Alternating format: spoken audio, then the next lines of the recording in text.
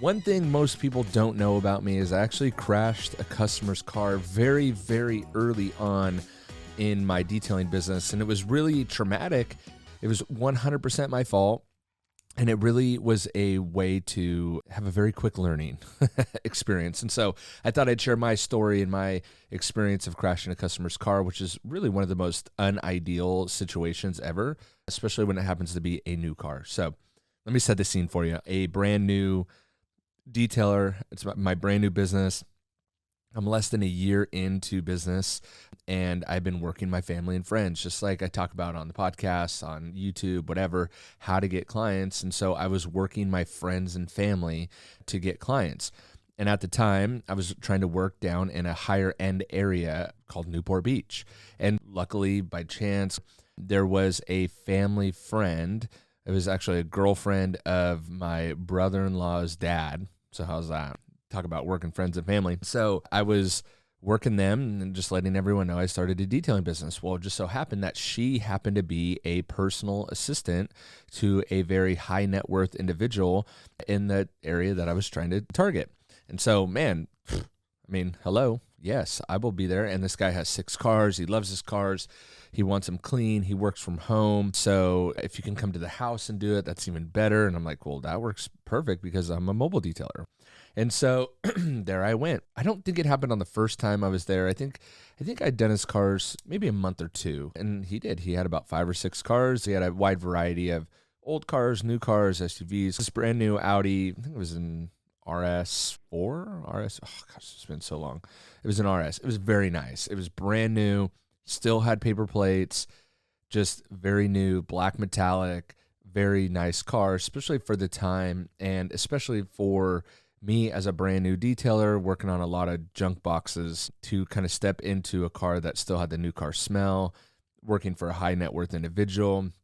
It was kind of exactly where I wanted to be, the type of people I wanted to be servicing. It was all the things. So being new in business, I was a little just nervous by itself. This guy also lived on a hill because wealthy people always seem to live on hills. I don't know why that is. But everything was great. He would park the cars down the hill because he didn't have enough storage in his garage. So no problem. I'd pull up on the street. It was kind of a busy street, but not, it was like a busy residential street. It wasn't on a highway or anything like that. So I just watched the cars on the side of the road. Luckily, I had some cones. No big deal. Set up, kind of by myself. It was perfect. I was washing his cars just like I had been 4, 5, 6, 7 times before that. And so I was starting to get comfortable. Like, hey, I can move the cars to help him out. And so some of the cars were older, so they were quirky and, you know, I couldn't move them. A couple older cars that were kind of like resto mods that just had some quirks about them that I was like, I'm just not going to move those at all.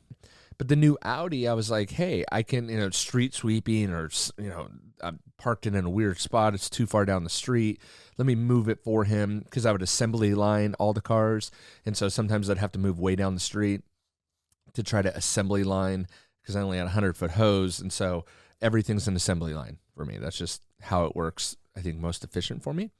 And so I think that's what it was. Got done washing, detailing the Audi, whatever. I think he even upgraded the service that day, which was great. So I was making good money, sun shining, a quarter mile from the beach, getting that ocean breeze. I'm running my own business. I mean, life is good. I mean, put yourself in that situation for a second. You're by the beach. It's outside. It's maybe about 75 degrees. You got deionized water. You're doing your own business. You're all opened up with your trailer. Your business is brand new, but it's successful already. And life is good. Like, sure, I'm feeling good. Got music in my ear. It's all good. So I said, I moved the car down the street to make it a little more efficient for me. So I'm going to move it back. No big deal. I mean, he lives on a hill, but it's not a big hill. It's just kind of a hill, but it's no big deal. So I hop in the car because I'd already moved it. I moved it down the hill, down the street. No big deal. Well, here's another problem. I never learned how to drive a stick shift. So stick shift. I never learned how to drive a stick shift. I always just drove automatic cars. So getting the car down the street was not a big deal because it was a hill. I could just roll it down there. I could start it, could roll it downhill. No big deal. But getting it back up the hill, I underestimated that. And so I jumped in, but I was confident. I was feeling good. The wind was blowing. Car looked super clean, obviously.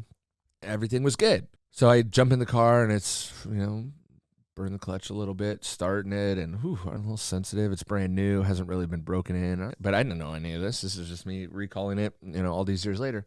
And so I limp it up the hill because I needed to kind of U-turn, go up the hill, or I needed to go up the hill now, and then U-turn, and then come back down a little bit more to his house. Like I was parked down the hill, so I was going to U-turn it, go back up all the way up the hill, turn around again, and then come back down and park it like in front of his house, just down the hill from his house.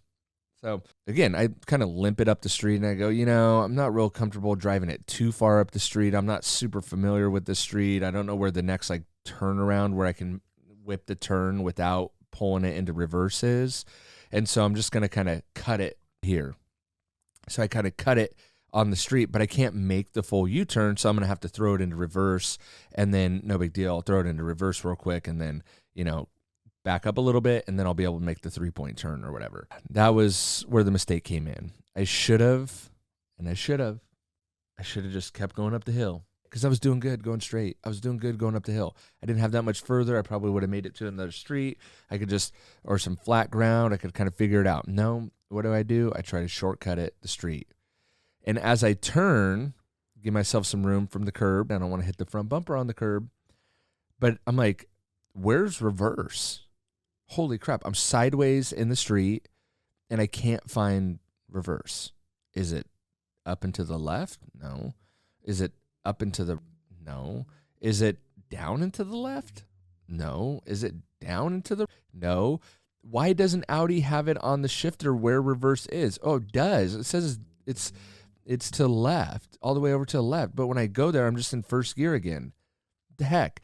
And every time I do that, I'm inching closer and closer and closer and closer. Not only to the curb, where I'm definitely going to hit the lip of the car on the curb, but at that curb is a very nice, very manicured, all brick planter that even if I clear the curb, I'm going in for the brick planter.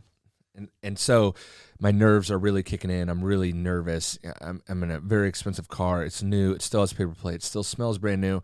And here I am stuck in the middle of the street. And I got two issues. One, I can't find reverse.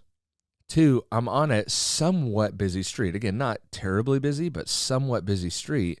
And I'm kind of midway down a hill. I don't really want a car to not see me, crash into me. I don't have experience. My new business, I don't want to crash this customer's car. You have all these factors, and I'm 19. What am I going to do? What am I going to do? What am I going to do? What am I going to do? I don't have any experience. What am I going to do? And so I'm extremely nervous. So in my nerves, I just keep trying to find reverse. Where's reverse? Where's reverse? Where's reverse? Where's reverse? Can't find it. And sure enough, the inevitable happens because I didn't know what to do. What I should have just done is called the guy and said, hey man, I'm up the street. I'm trying to repark it. I don't want to run into this brick planter here. Where's reverse? And he would have been like, oh dude, no problem. All you got to do is like push down a little bit and then kick it over to the left and you'll find it. That would have saved me a lot of pain. But no. I just went into the brick planter. Sure did. Pushed that brand new Audi RS, whatever it was, into the brick planter. But it did solve one problem. I was out of the street for the most part. But it came with another problem, is that now I'm in the brick planter. And I still can't find reverse. So now what am I going to do? Luckily, a neighbor was walking by with his dog and said, dude, do you need some help? And I'm like, I think I need a little more than help now. So he jumped in.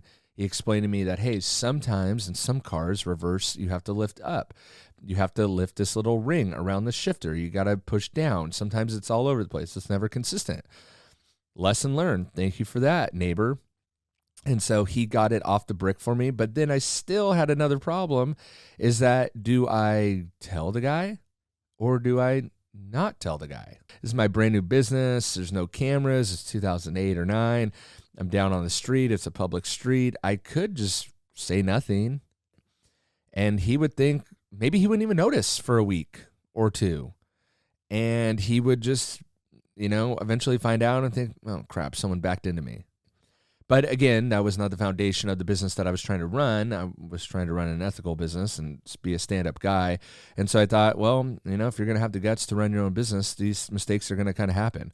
And so you got to kind of just man up and deal with your mistakes and be honest about it and move forward. And so this just made me think of another time that I burnt a customer's paint job a day before a photo shoot. I'll have to do a whole nother podcast on that.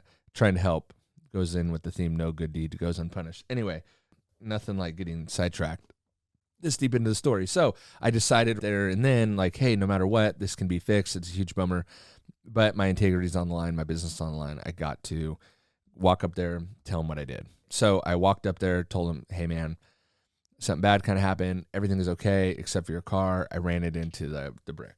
Luckily, he was so cool about it. I had insurance and all that, but he's like, man, I'd rather really not go through insurance. I know a great body shop around the corner. This isn't that bad. He came and checked it out. He kind of reassured me, which was super cool of him to do. And I was super grateful for that, of just him being super cool about it with a young kid, starting a young business. I'm sure he resonated with that a little bit, but I was just super, super appreciative of him being like that. And so, yeah, it was like $800 or $900 in damage. We got it repaired. He was cool, and I did his cars for many years until actually the assistant that I knew got fired, and then there I went too. And so, which was fine because by that time I'd done his cars for 3 years. I'd built up my clientele. It was all good, and I had that tremendous learning experience. But I always held on to that of, just owning your mistakes is better than trying to lie about it.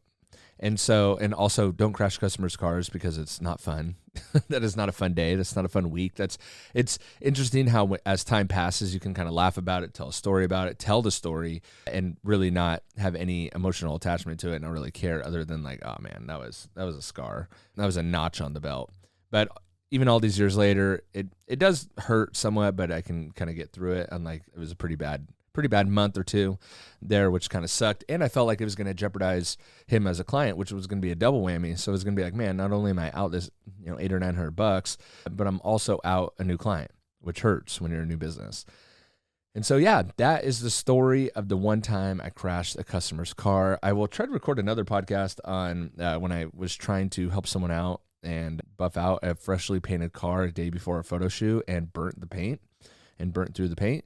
So that was another fun story that I haven't even thought about for a really long time, but I could, and that story still lingers with me in my head, lives rent-free. But with that, you can check out jimbosdetailing.com. That's my product brand that I'm super proud about. That's my new project. All the way from the mobile detailing days, I was Jimbo's Auto Detailing back when I crashed that customer's car, through getting a shop, and I was shop-based, Jimbo's Detailing, still do that a little bit, and now Jimbo's Detailing, the product brand, which I think are the world's best products. They're magical. They're a culmination of all my years of working for manufacturers and blenders and global brands and all that experience of the times I've been paid for my expertise and experience and the thousands and tens of thousands of cars that I've touched. These products are a culmination of that, of which I feel are the very best in a multitude of categories, not just one. So Toughest Shell is my ceramic spray coating. It's by far the easiest ceramic spray coating to apply. Offers great gloss, great slickness, great durability, and it's easy to use. Can be used on glass, paint, all that. I have multi-purpose shine spray, so it works on interiors and exteriors. Think of like a VLR, something like that, VRP, if you will. And then I have the Pure Magic Cleaner, which is an acid-based cleaner, which is back to my roots. Tens of thousands of cars I've literally touched over my career, maybe even hundreds of thousands of cars. And acid was always a staple. The problem for me is that it was always hydrofluoric acid. And so I set out to change that because hydrofluoric acid could be really damaging and corrosive and really nasty to work with. And so though Pure Magic Cleaner is an acid-based cleaner, which the industry has really walked away from, but they're so effective and efficient and can actually be a lot safer in a lot more situations. And so that is a huge staple in my arsenal. Hope you'll check all those out. And yeah, with that, jimbosdetailing.com. I'll link everything below. Hope you guys enjoyed that story, and I'll catch you guys on the next one. See ya.